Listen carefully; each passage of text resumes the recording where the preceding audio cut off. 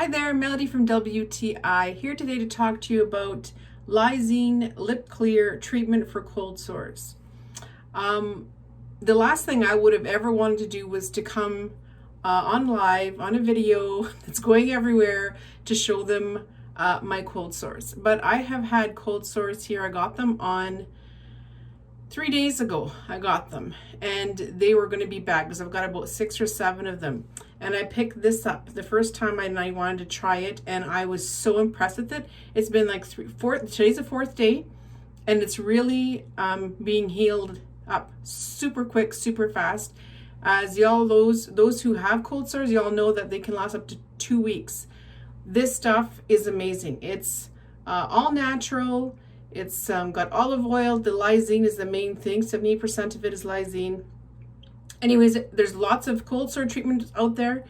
So far, this is the best for me, and I've tried all sorts of them.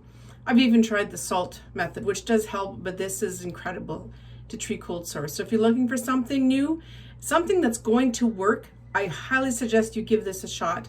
I'm very impressed with it, and I know you will be too, but that's my point of view.